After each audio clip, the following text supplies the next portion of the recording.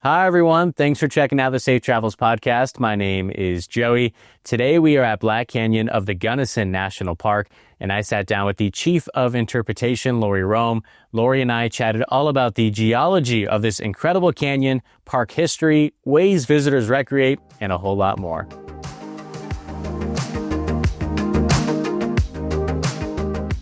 Lori, I'm so excited to talk to you. You have a great big personality and you are the Chief of Interpretation at this beautiful park. So thanks for sitting down and joining me. Well, thank you for inviting me out today. I appreciate that. You've been at this park for a long time, but what has your journey been like with the National Park Service? Oh gosh, how far back do you want me to go? As far back as you can. Because I guess I would say it began as a little kid. My parents were teachers, and I grew up with my parents bringing home stuffed animals that they would bring into the classroom. So when I was a little kid, we always had some dead animal stuffed, and I was learning about them since I was little. And as teachers, we would drive around the U.S. in the summertime and go to national parks. So I started when I was 5, 6, 7, going to national parks. Fast forward to college, I got a degree in geography and geology, and I fell in love with a class on geology of national parks.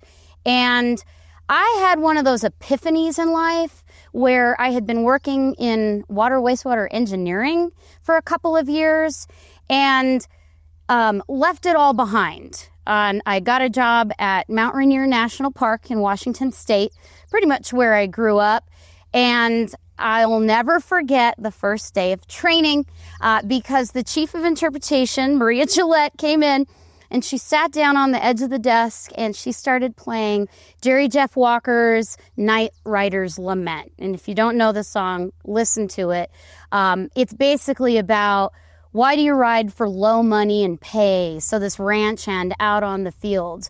And the point is, it's about people who wanted to go work in places and not be in office spaces and go work in the environment. And I was hooked. I never went back. And that was 28 years ago. I've been very lucky. I have worked in Alaska to Florida, big charismatic mega parks like Denali, Yosemite. I spent 10 years at Grand Canyon. It's a very special place to me. Spent almost 10 years at Capitol Reef, also special. Did little tours at Zion and Rocky Mountain, Everglades. I even got lent out to France to go work for American Battle Monuments Commission, doing the same kind of thing. I work in the world of interpretation or helping people understand the resource around them. So that's been my journey. Do you think your parents being teachers is what drew you to the interpretation side, even though you studied geology? Do you feel like you're a teacher at heart? Oh, absolutely. Geography, especially, I love geography and I love geology, but it's thinking about the world and how humans interact within it. My parents being teachers, I think set that stage early, that understand the world around you and how we fit in it, from the earth to our history, the species we share the planet with.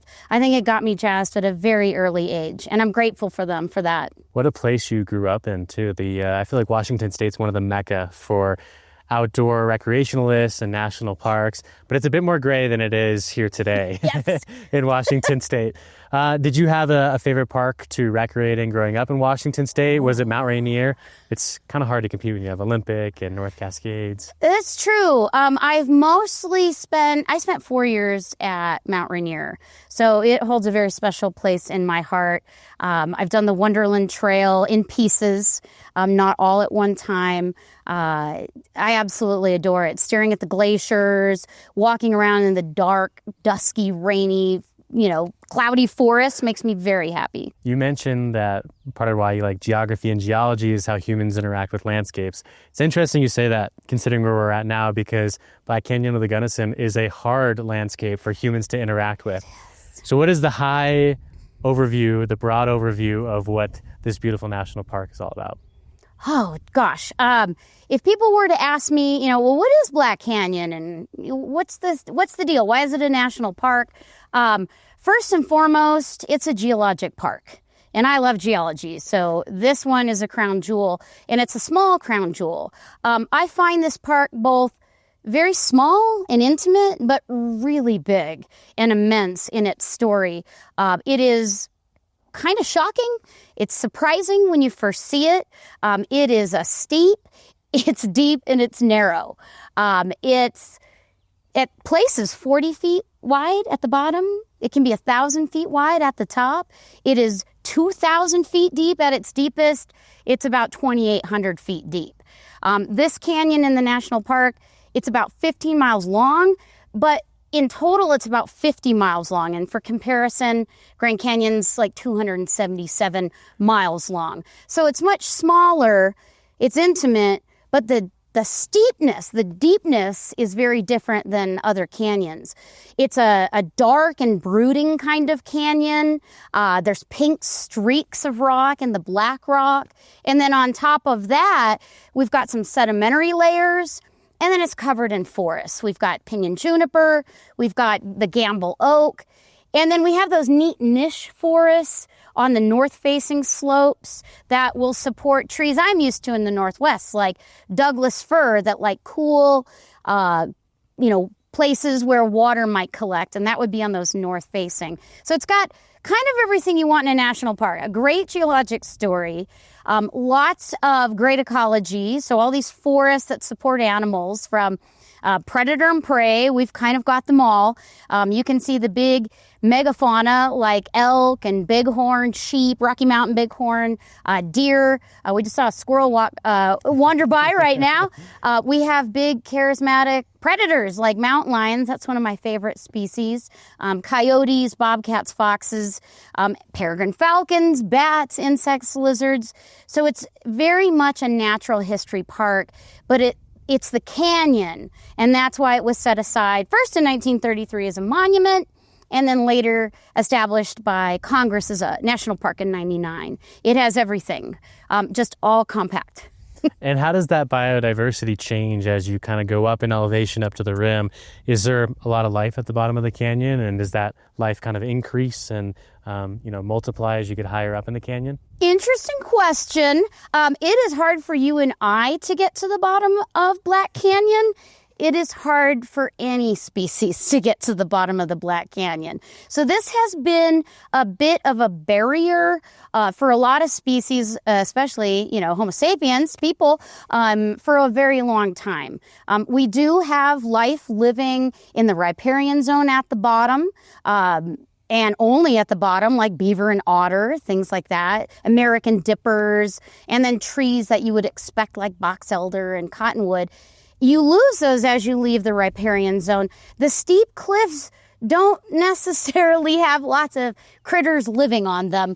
As you can imagine, birds might enjoy that. This is a great place for birding in that if you're a peregrine falcon and you look out at the steep walls, this is a great place for you because very few predators can get to you. If you can fly to the edge of those canyon walls, you can make yourself a fairly safe home. So we do have seasonal closures for peregrine falcons every year. That's awesome. Yeah. The name of Black Canyon of the Gunnison is interesting. There's some misconception about why it's Black Canyon. What is the black in Black Canyon? What is the black in the Black Canyon? I'm glad you asked. I brought some rocks because you can see it in the rocks. This is one of our igneous pegmatite rocks. Here is one of our gneiss, not N-I-C-E, gneiss, the G-N-E-I-S-S, gneiss, metamorphic. And then this is our schist. Be careful saying that word. This is also metamorphic. And you can tell the color of these, they're actually kind of colorful. You've got pink and white, there's orange, there's black, there's purple. But what really stands out is that shiny black rock. And the whole 2,000, 3,000 foot depth of Black Canyon is primarily made out of these. So it does appear to have a black, tone or color to it. But now combine that with most of the canyon is in shadow most of the time. Because it's so steep and deep and narrow, there are places in the canyon that rarely see sunlight. So they look black. The rock is dark. There's no sunlight penetrating, so it gives it that Black Canyon look. I've seen some debates online of that the Black Canyon is the Black Rock, but then the Black Canyon's also because there's only certain areas that get 33 minutes of sunlight. You're saying it's both. It's both. You can be both. I love that. What are ways that folks commonly recreate in this park? You mentioned it's very steep, which obviously poses some dangers. So how do folks typically recreate in this area? There's a lot of ways to enjoy Black Canyon. Lots of ways to recreate. Something for everybody is here, like all national parks. Something as simple as spending the day at Black Canyon, South Rim. You can drive the scenic drive. It's about 8 miles total from the entrance booth. There are about 12 viewpoints. And they're all measured in yards. Quite funny. I don't know if you noticed that. 300 yards, 1,000 yards. So you're going to have to do a little math to figure out if you want a conversion.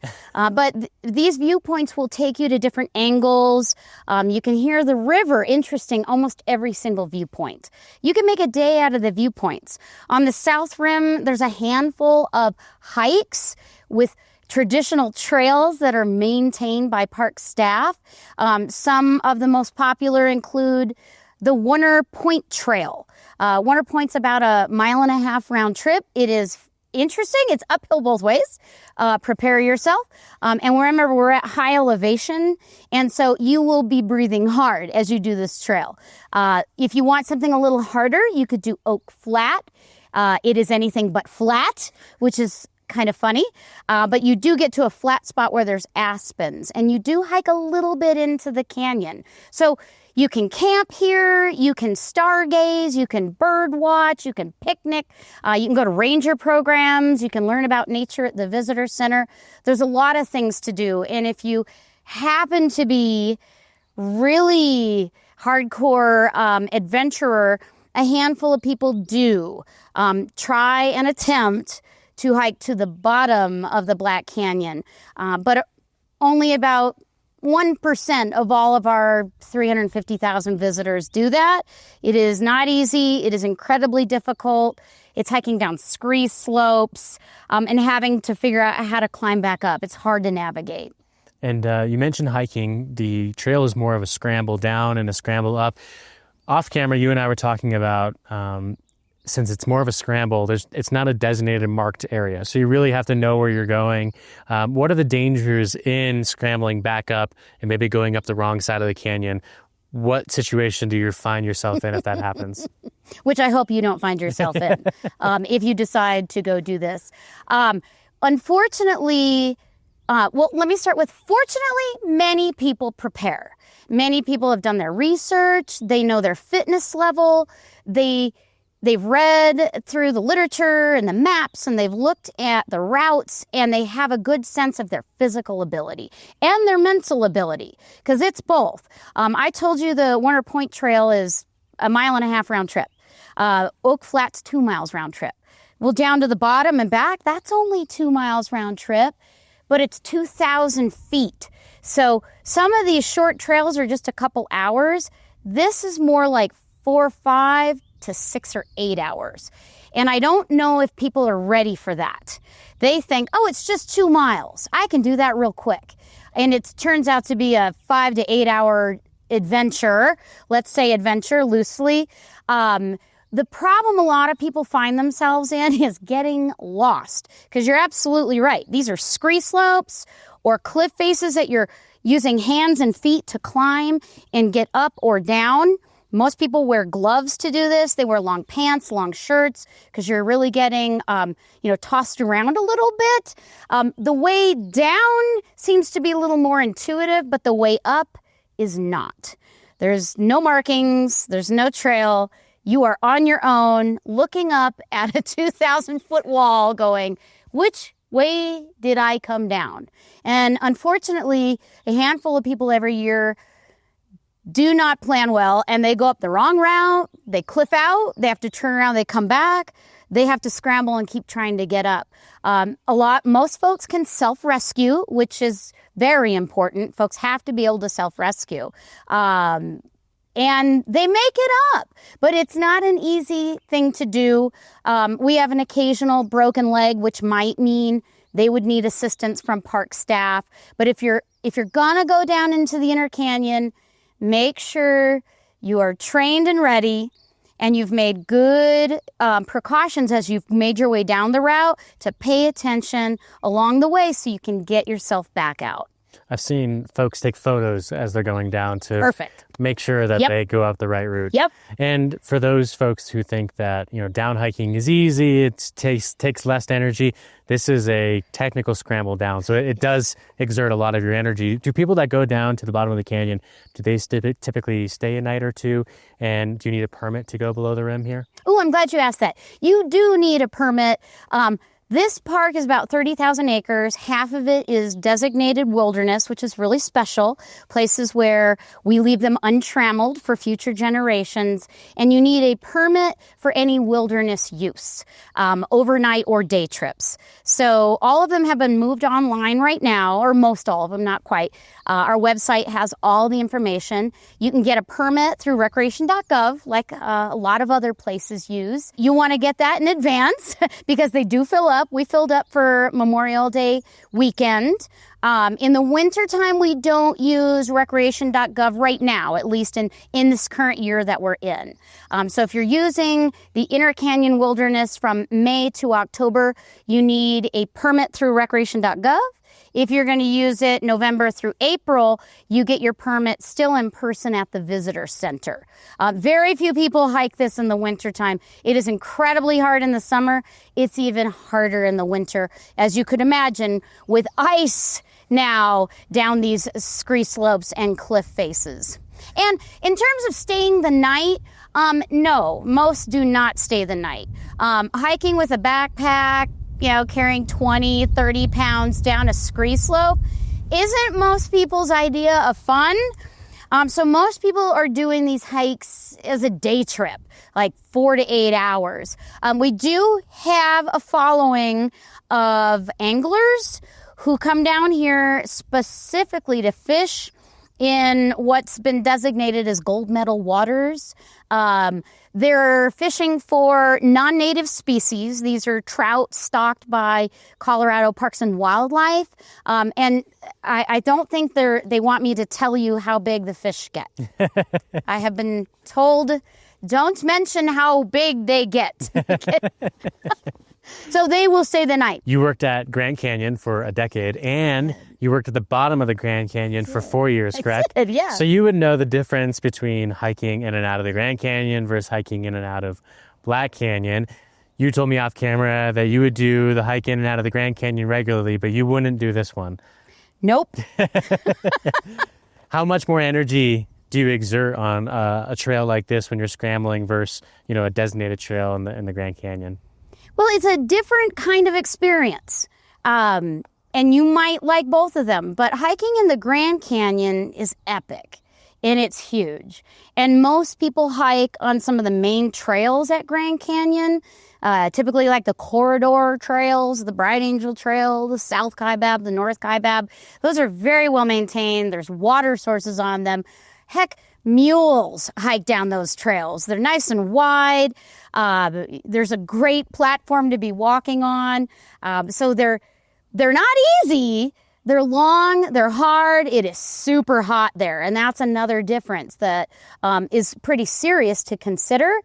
But if you plan it right and you're ready for the heat and you've got the time, you've got a trail to be walking on. And you could be looking around and not worried you're going to tumble head over heels and travel a few hundred miles down slope, because that's what will happen at Black Canyon. Black Canyon is not Grand Canyon. It may not be a 10-mile trail like the Bright Angel at Grand Canyon from rim to river. It's not dropping a 5,000 feet. It's only dropping 2,000 feet, but it's straight down. And there's no ladder. So it's just a scree slope and a few cliff faces and a few rocks to kind of navigate around. So you have to be actively engaged almost the entire time, watching where you're putting every single hand, every footstep. What are you, is your pack balanced? Is it off balance? Because you could fall over. You can tumble down the slope. So it's a very different experience. It's not a trail in any way, shape, or form. While we're on the topic of the Grand Canyon, Obviously you talked about the differences between trails, but geologically, you hear canyon. What's the difference between how this canyon formed and how the Grand Canyon, has eroded and formed in its own way? Oh my gosh. Okay, wait, how much time do we have? As much time as you need. Okay, the story of the geology of both Grand Canyon and Black Canyon, they're both unique. And they're both over the course of billions of years. So that's why they're both national parks. They're deserving, and they earn their place as, wow, these are fascinating geologic landscapes. For Black Canyon, let's start with that one first, because that's where we're at. So Black Canyon of the Gunnison National Park, spectacular geology. I mentioned steepest, deepest, narrowest. The geology here really is something special. It is something unique. And it too, it's around the same age of origin as the Grand Canyon. So some of our oldest rocks reach back nearly 2 billion years. And you and I don't think in terms of time in millions and billions. We think about, what am I going to do next week? And what am I going to do next month? So putting ourselves in these geologic landscape gives us a chance to think about deep time, geologic time. So imagine our Earth is 4.5 billion years old, okay? When the first rocks of Black Canyon started forming, it was about 2 billion years ago. Sediments are collecting maybe on an ocean floor. Those are getting pushed down deep under the surface of the Earth. I mean miles. And if you can imagine transporting miles under the surface of the Earth, there's heat, there's pressure, and it's exerting pressure on whatever minerals, rocks are down there. And that's how we get metamorphic rock. If you melt the rock, nope, now you just started back at the rock cycle at igneous. So if you put heat and pressure on rock, but don't melt it too much, you can get a metamorphic rock. And that's what you see here. So if you look at these rocks, this is about 1.7, 1.8 billion year old gneiss, the GNEISS kind. You can see the lines in the rock. When you put heat and pressure on it, crystals start to align. They start to form. This is a hard and durable rock. With a schist, a same thing, a metamorphic rock. Shiny micas are really obvious, catches a lot of visitors' attention. Both of these things at Black Canyon were formed, 3-4 miles below the surface of the Earth. And again, 1.7, 1.8 billion years ago. And it forms our solid foundation. What's interesting with Black Canyon is somewhere around 1.3, 1.4 billion years ago, we did have a magma pool that started to have magma. Magma is molten rock below ground. Lava is when it's above ground. It started to intrude into this rock in our metamorphic. So igneous rock, magma, started to intrude into the metamorphic and then slowly cool and solidify. So what's striking about Black Canyon is this dark, incredible metamorphic rock with these igneous rocks, intruded into veins. So here's this black rock with these pink veins in it, that is amazing. And all of this is happening 1.34, 1.7, 1.8 billion years ago. But our story isn't just this. A lot of changes have occurred over time. On top of all of that, and you can see it from here on the North Rim, a little bit underneath that vegetation, is sedimentary rock. And some of the sedimentary rocks you are familiar with in all of your journeys around the Colorado Plateau.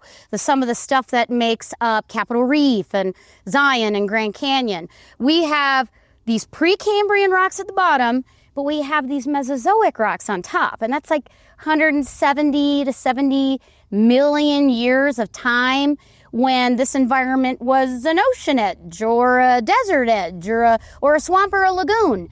And you could imagine in those environments, you get different layers of rocks depositing, okay? So we have things like Entrada sandstone, very famous sandstone layer. We have the Dakota Formation and the Morrison Formation. And Morrison Formation is the one filled with dinosaurs we think about. Oh, yeah. And the top is the Mancos Shale, the very famous Mancos Shale. So we have this incredible depositional story at Black Canyon over billions of years. But the rocks I mentioned, where are they formed? Way underground, miles under the ground. Miles underground, which is amazing to think about. When I look at this, what elevation are we at right now? Over 8,000 feet? We're at 8,000 feet. You know, we're Rocky Mountain. It's high up here. It is overwhelming to me to think about the power of geology, because all of these basement rocks and sedimentary layers, something happened to lift them up 8,000 feet. In fact, it was higher than that, maybe even 10, maybe 12. And the only thing that can do that is what really set the stage for most of these national parks on the Colorado Plateau. It's plate tectonics. It's the stuff of geologists' dreams. It's the mover, it's the shaker. It's, you know, when our Earth was formed, there's a lot of heat inside that created convection currents. That is the motor that moves the plates on the crust of our planet. And thank goodness it does, because it gave us lots of cool national parks, right? So if you were to go back now, 65 million years ago, something crazy happened here and across the Colorado Plateau that lifted all of these national parks you're visiting. We had a continental plate, North American continental plate, lighter and buoyant, and the oceanic Pacific plate, a little heavier and denser. They collided, right? Plates can hit each other, they can move away, they can move past. Ours collided. And that heavier rock has only one place to go. It starts subducting. It starts going underneath, and that starts lifting this, which you almost have to suspend your disbelief, like, are you serious? This lifted all of these rocks up, high and flat into the air. It just reminds me that given enough time, everything's possible. And you can lift rocks from below the earth or at sea level up to thousands of feet into the air. So that is true of Grand Canyon. That's true of us. That's true of the Colorado Plateau. But something special happened here, as every national park. We had an additional uplift kind of within it, and it's called the Gunnison Uplift. And it's kind of an oval shaped, lifted up also about the same time frame.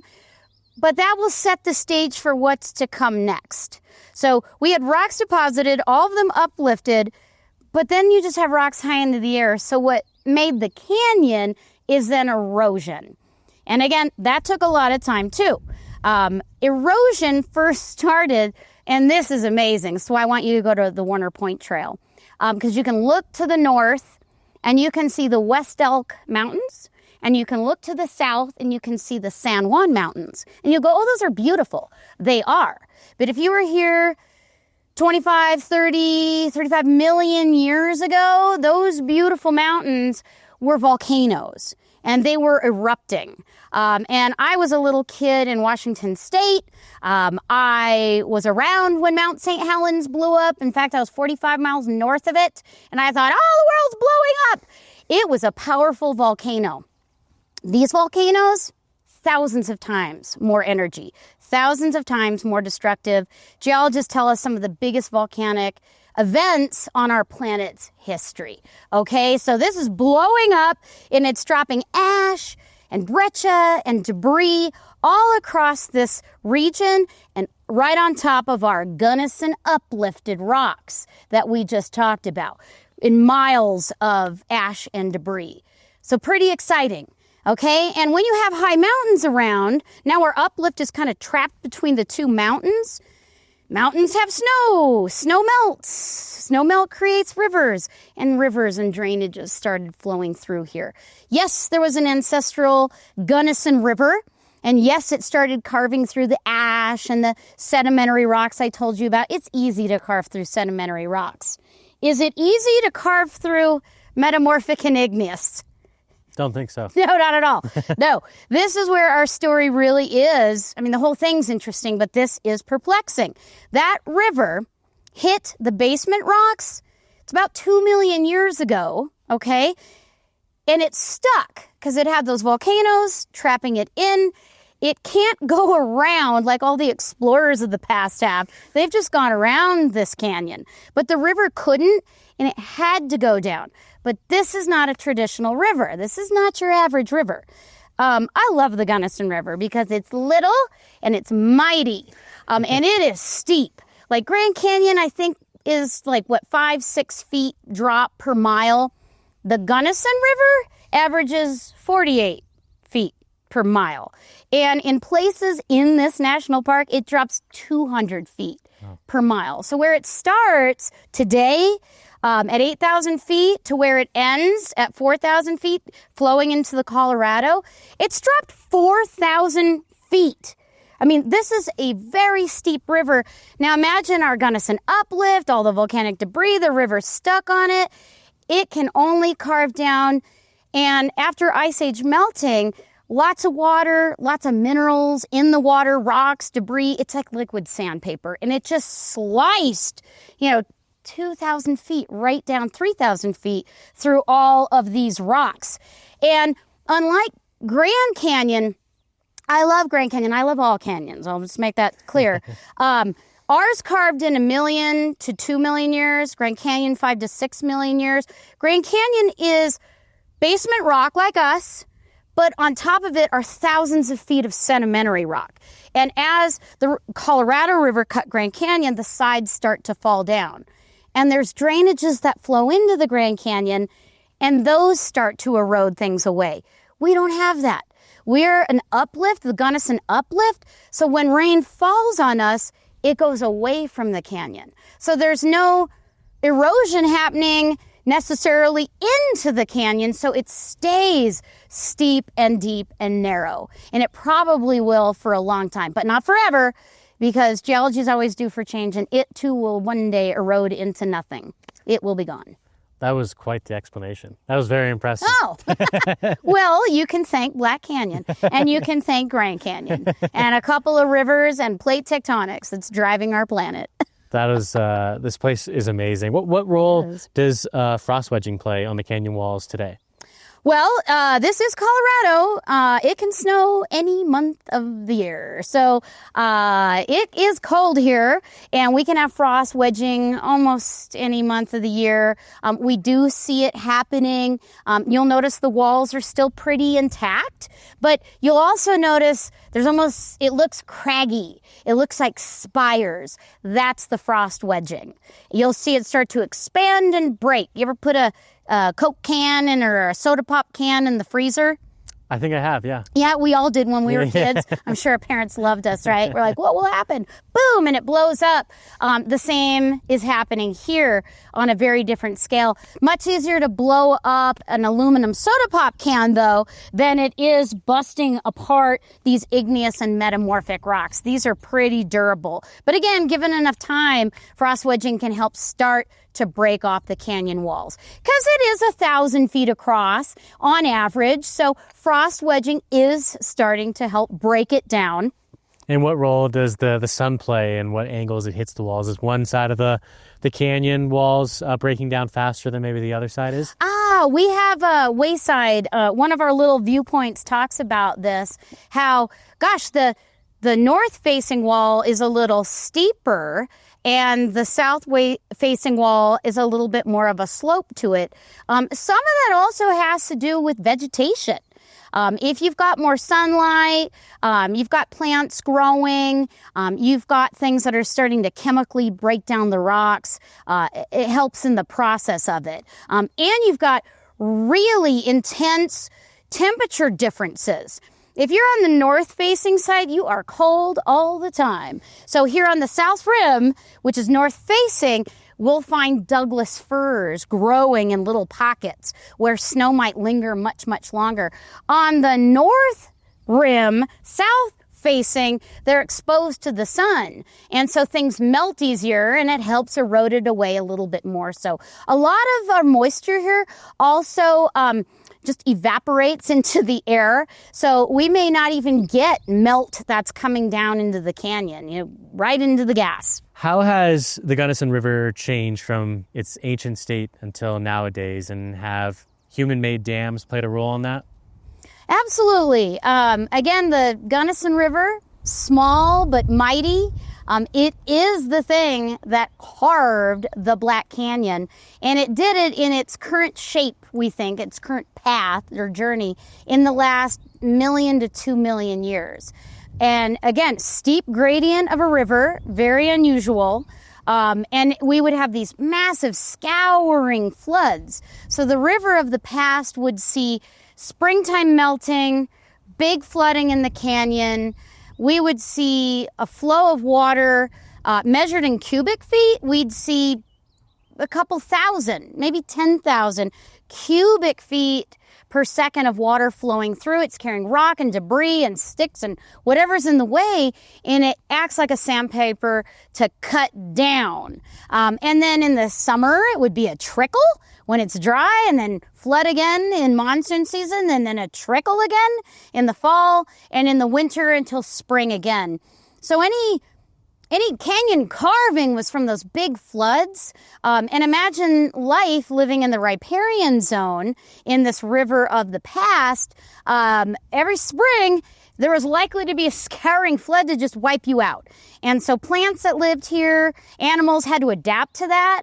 And that's the cool thing about life. If there's a way, there's a will, and animals will evolve and adapt. And we would get the fast-growing, fast-germinating, fast-living lifestyle plants here that would be in existence before they're wiped out. Same with the fish.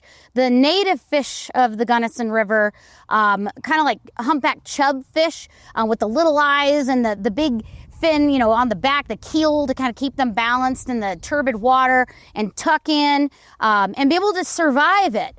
And that is not the river we have today. The Gunnison River is still there, but human ingenuity has now put 3 dams in place upriver from us, part of the Aspinall unit in Kurikani National Recreation Area. And that whole system was put in place to complement the systems on the Colorado River. So Glen Canyon, Hoover Dam, Lake Powell. So this is an ability for Colorado to keep water impounded up here. But what that means for us in the Black Canyon is that water is flowing not in its wild, dynamic, natural state. It flows at what we humans decide it will flow at. And so flows typically throughout the year are now just 300 to 500 cubic feet per second. So it's more of it's not a mighty river as much as it used to be. Let's put it that way. And once a year we do have the ability to have a spring flow event. And so the Bureau of Reclamation will release water intentionally downstream in the Black Canyon to mimic those wild flows of the past. And it depends on the snow melt in the Rockies, how much they can let out. Because if we're not impounding it and we're using it for natural forms, we can't use it later for hydropower or for water recreation. So it's happening right now. I hope you get to drive down to East Portal, because you can look up at Crystal Dam and you can see today it was 2,800 cubic feet per second is coming out of that dam. And for the last, months since last year, it's been about 300 to 500. So the river of the past is no longer here. This is the river of today. Is the canyon still carving? Probably a little bit, probably not as much as it was with these much bigger flows of the past. But remember, the carving of the canyon is over millions of years, and human time scales are much smaller.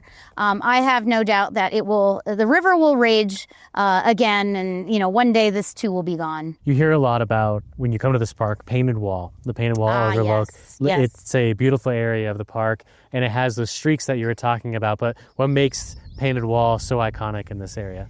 Painted Wall is definitely iconic, and when people ask me, which viewpoint should I go to? Chasm View and Painted Wall. You kind of have to. You just got to do it. Kind of like Mather Point at Grand Canyon. Painted Wall is the tallest cliff in the state of Colorado, and it is impressive. It's sheer. It's just sheer, which is very unusual to see, to have geologically. It's very unusual. It's 2,250 feet tall. It does have closures in the summer, springtime for peregrine falcons. It's beautiful. The pegmatite intrusions in it it's probably the best example of those pegmatite intrusions in the entire park. It's striking. It's beautiful. People see, images, much like if you look at the clouds, you're like, oh, I see things. I see shapes. People see shapes in the pegmatite veins, and they see dragons on that wall. Do you see dragons on that wall? I can see it. I have a good sense of imagination. Yes, I see the dragons. The main entryway to this park is the South Rim, but there's a couple other roads in this park. Do most people hang out on the South Rim, and what other accessibility in terms of roads are there in this area? Oh boy. So Black Canyon as a national park alone is really cool, but you are in a region that's really cool, especially if you love geology, because you've got volcanic mountains, in the distance. You've got Grand Mesa, Uncompahgre Plateau. We are part of a huge, cool geologic area. South Rim is the main place people go. It is the developed area, but we're not really developed. When you think of developed, you might think of Yosemite or Grand Canyon, like hotels and restaurants. Nope. We have a visitor center, we have vault toilets, and we have water 6 months of the year and no water the other 6 months of the year. You got to bring your own. Yes, come up here, enjoy it, check out all the viewpoints, but this isn't the only place to go. You can drive down the East Portal Road, and this is funny. We are connected, and we are co-managed with Curricanti National Recreation Area. In fact, Black Canyon, the geologic thing of the canyon, actually begins up in Curricanti National Recreation Area. So driving down the East Portal Road, you only access through Black Canyon. It is the second steepest road in the national park system. There's a San Francisco road that's shorter but steeper. So you want to take that seriously and downshift your car if you're going to go down that 6-mile road. For those of us who are not going to hike down to the bottom of the Black Canyon on a crazy, dangerous route, this is a nice alternative. You can drive down a crazy road, and you can get right to the river's level, and you can enjoy that feeling of what it's like to be at river level with the towering walls coming up all around you. And I highly recommend that. And then if you want more Black Canyon, there is, but you need time. Not as much time as you need to make a canyon, but you do need about 2 hours to drive to the North Rim. Look at that. It's just right there, Joey. But it's a 2-hour drive to get there. And you pretty much have no cell service the whole way. There's no gas station from here to there if you're going to take the Highway 50 to get to it to 92. North Rim is a lot similar to the South Rim, but it's even more remote. No cell service, no Wi-Fi. The road's not paved. Their campground has 13 sites. We've got 88 here on the South Rim. You're on your own. There's longer trails up on the rim to do, so that could be a real great reason to go out there. But there's lots of places you can get to. You could spend weeks here. That's incredible. I heard there's rock climbers sometimes at the bottom of the canyon as well. Yes. There are rock climbers. I am not a rock climber. I have tried it in my youth. Okay, that was fun. This is very serious. I guess the thing about Black Canyon, it's true about kayaking, it's true about the route hiking, and it's true about the rock climbing. Everything here is at a much more intense level. Most people don't go to Yosemite and think, I'm going to climb El Capitan. It takes a very special skill set and athletic ability and mental condition to be able to engage in those activities. And the Black Canyon is comparable. This is world-class rock climbing. It attracts people from all over the place. But folks who know what they're doing know how to do it. But what's fun for the rest of us is we can go to Chasm View in the spring and fall and watch them. They're just right within view. The walls are so close. You can see people climbing these canyon walls, and it's thrilling, even just to see it.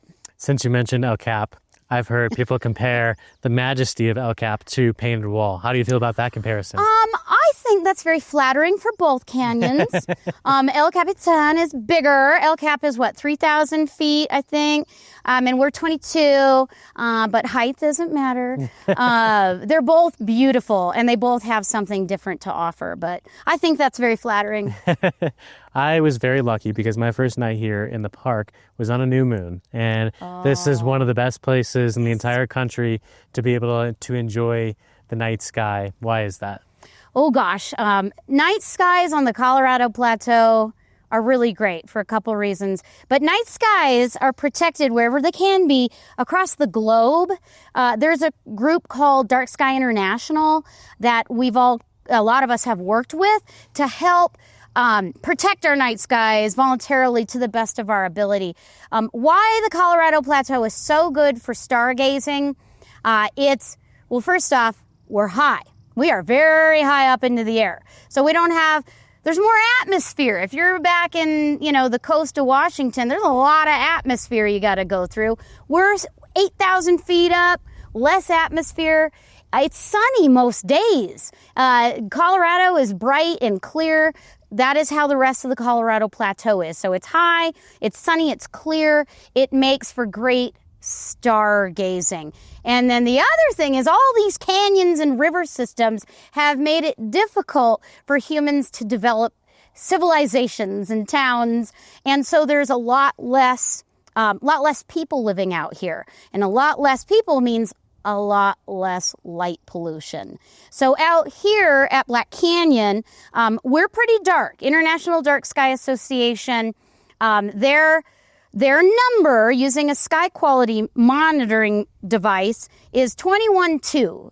It's just important to know, 21.2 or darker could be a dark sky place. Capitol Reef, Natural Bridges, Death Valley, they're way dark. I've seen numbers like 21.8. Even 22. Here at Black Canyon, we're dark, not as dark. We're 21.4. What worries me a little is that the number is getting a little lower every year. But it's not surprising because this part of Colorado, people are moving here and building homes and putting in lights. But light pollution is super easy to solve. You can turn your light off, or you can have a motion sensor. And you can always, the best thing is to have a shielded or a fully shielded light. So you're only putting lights down on the ground where you need it, not going off into space wasting electricity. Black Canyon is phenomenal, though. We are 15 miles from the town of Montrose. You can drive up here after work and set up a telescope at Tamichi Point and see the Milky Way in all its grandeur in the summertime. And in the winter, it's crystal clear. You can see Orion. You can see the belt.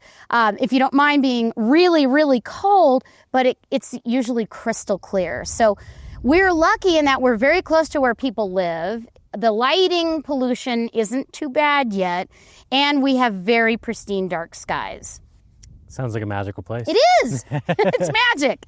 How can weather impact a visitor's experience here during different seasons? You mentioned it can be hot here during the summer. The winters can also be tumultuous. What about monsoons? We see a potential system coming our way right now. Already. It's only May. Boy, I love weather too. Again, that's part of the whole geography package. The earth, the atmosphere, our whole world is just so incredible. I love good weather. And the Southwest, it has spectacular weather. In the spring, it's supposed to be when it's kind of sunny and dry and when people do a lot of the hiking and it's pleasant. But you can't count on that in Colorado. You have to be prepared for anything in the state of Colorado. This is what I have learned. Because we are on the edge of the Colorado Plateau and the edge of the Rocky Mountains. So we get a little bit of both with the weather. Spring can be fabulous. Look, we're in short sleeves here right now. How nice is that? And that's fairly new. The summer can get hot. And I think that surprises people because you're thinking, oh, I'm in the Colorado mountains. It's cold up here. Wait a minute. Why am I hot? We do have people who get heat exhaustion. Bottom of the Black Canyon, remember, the temperature changes about 3 to 5 degrees for every 1,000 feet you climb. it's hotter at the bottom. So if it's 80 up here and it's 2,000 feet down, how hot is it down there? 90. 90. So it's really hot, and that's in the shade. So when you're in the full sun, that can feel 10, 15 degrees hotter. So it really can get people.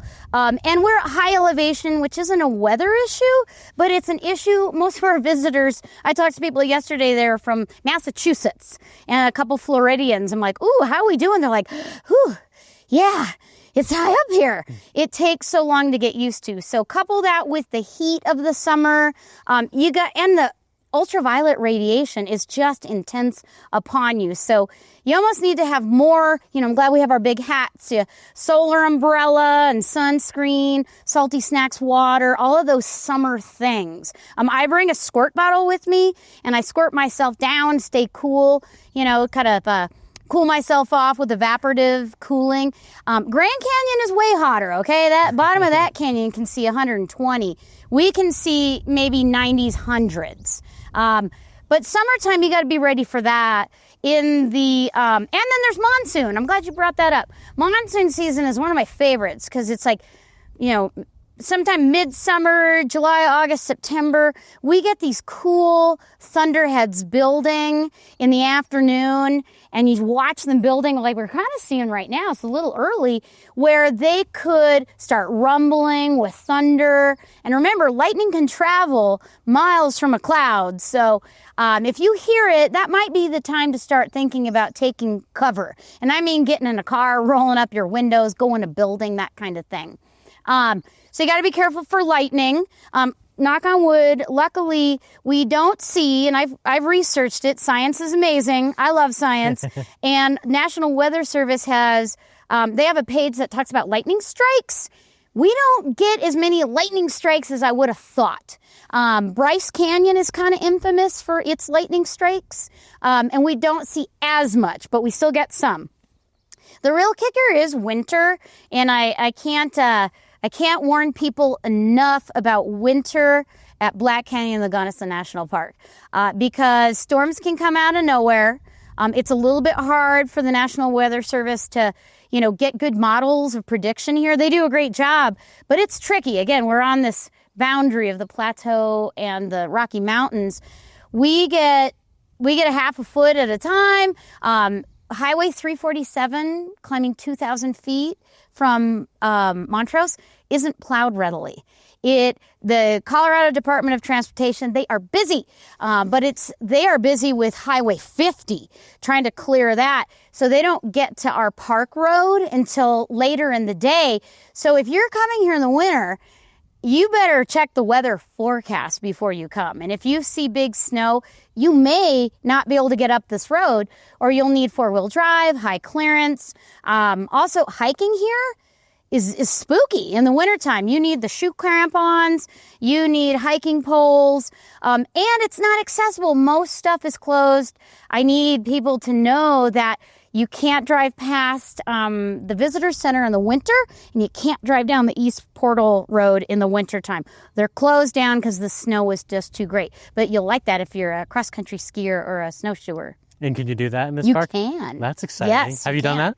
Absolutely. I love cross-country skiing, and when the snow is deep enough, our rangers have traditionally even put down a ski track for everyone. Oh, so cool. You have a ski track to go in, which is nice. And we lead school groups on snowshoe walks and things up here. So wintertime is magical. And it's quiet. You can just ski along the whole roadway and just be staring at the snowy Black Canyon. That's amazing. By the way, I can tell the teacher in your blood because you almost got me with that math question. I got a little nervous there. Oh, no math. Yeah, not a math person myself. Me neither. We talked a lot about the safety precautions if you're going to go down into the canyon. What about these overlooks? Some of them are right on the edge of this canyon. You could be stepping on loose rock. Is there any safety precautions folks should know if they're going to go step out onto these overlooks? I appreciate you paying attention to safety. And this came up when I worked at Grand Canyon as well. We'd always say, stay at least your height away from the rim's edge. So if you fall, you got your whole height to fall. just don't get too close to the edge. I'm always worried about people climbing and scrambling out on rocks. A lot of our viewpoints, if we've developed it, we've got little fences. Don't climb over them. Stay behind them. They'll keep you safe. But most of this is a wild place, and you can wander off and go to places that don't have a fence. So again, it's being smart. It's taking your own life and safety into your own hands, and give the rim's edge a very healthy distance. So stay back just a little bit, because absolutely you can slip, you can fall. And again, it is one of the steepest, deepest, narrowest canyons in North America. This is not somewhere you want to trip.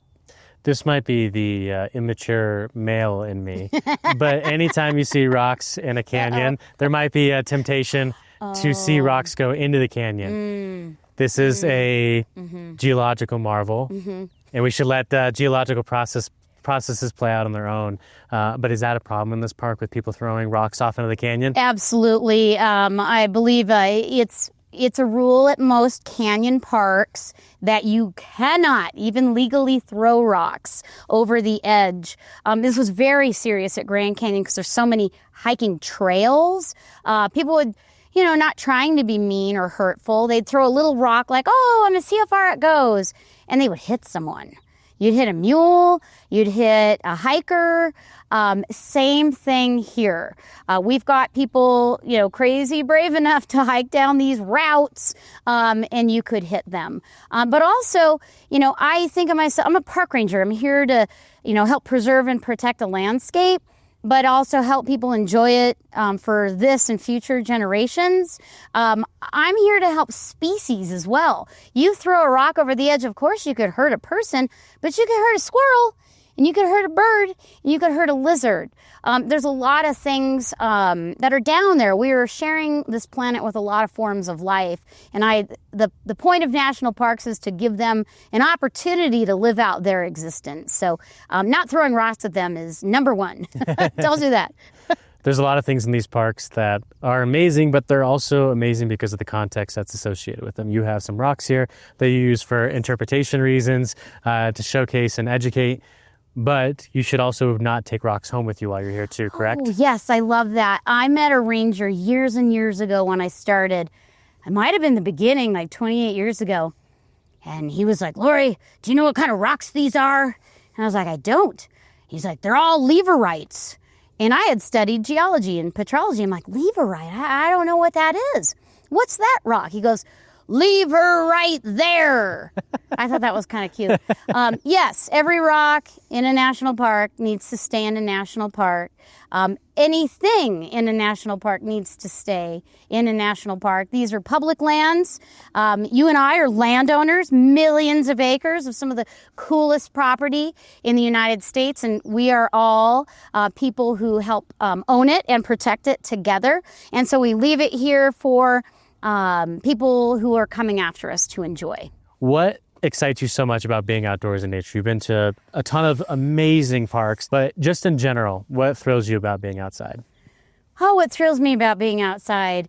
And again, I think I learned this at an early age. I felt like the one true thing in life was nature.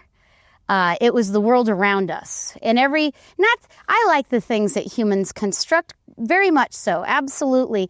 But I really love the things that nature has created on its own through its processes of evolution and creation and destruction. I love everything about nature. I'm fascinated by geology. I absolutely love the weather. I like hiking and camping and skiing. And I love, especially about Black Canyon, I love a very natural history forward park that is foundations are rooted in geology, but it has the whole complement of life and ecology.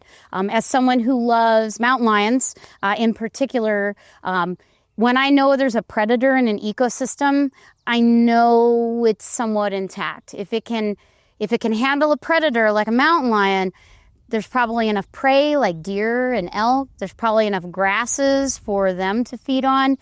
and cover and a forest for them to exist in. So you've got a truly natural place. And what I love about Black Canyon is it has all of it. It has a very unique, very unusual geologic story that I don't believe has any comparable alternative, and a very natural ecosystem all around it.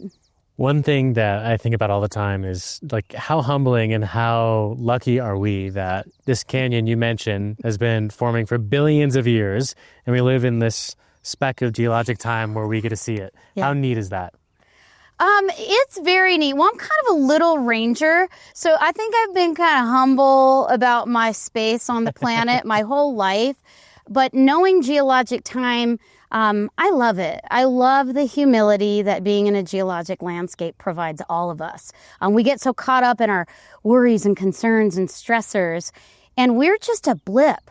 I'm lucky if I get 80 years on this planet, and it took 2 billion to make this thing. And I think it's a joyous part of our world to think about. As we begin to wrap this podcast up, I want to give you the platform to bring up anything we haven't talked about that's important for visitors to know before coming here, but then also encouragement to come check out this park. There's 4 national parks in Colorado. People do the tour. This is the least visited, surprisingly, national park in Colorado, but it's spectacular. And why should folks come out here? Oh, gosh. I want all visitors from every nation to go to all national parks and see them. I want them to do it carefully and thoughtfully, though. Our populations are growing, and more people and places mean more and more impact. And so if we kind of distribute ourselves, I think we can still have lots and lots of people coming here and still enjoying it without hurting it. And that's the kicker. Mm-hmm. We want to keep this preserved, protected for all time. And how do we do that with competing interests? If people who want to ski or snowmobile or have a fire or not. I think this should be part of everyone's Colorado Plateau National Park journey, and maybe everyone's Colorado National Park journey. You could spend a half a day here and just be blown away. You don't need to spend 2 weeks. You don't need a week. Even a couple hours getting to Tamichi Point or Gunnison Point and taking a look at this incredible spectacle of a canyon is highly worth it. It is absolutely breathtaking. I agree with you. Well, Lori, thanks for all the time and for showcasing this beautiful park in such a great way, especially the geology portion of it. I appreciate you sharing your personality and knowledge of this park with us. And thanks so much for joining. Thank you. Yeah, cool. Thanks for checking out this edition of the Safe Travels podcast. I really hope you enjoyed it. Lori has such a bright personality and has so much information about this amazing national park. So if you like this type of content, it would mean a whole lot to me if you liked, commented, and subscribed. And until next time, safe travels.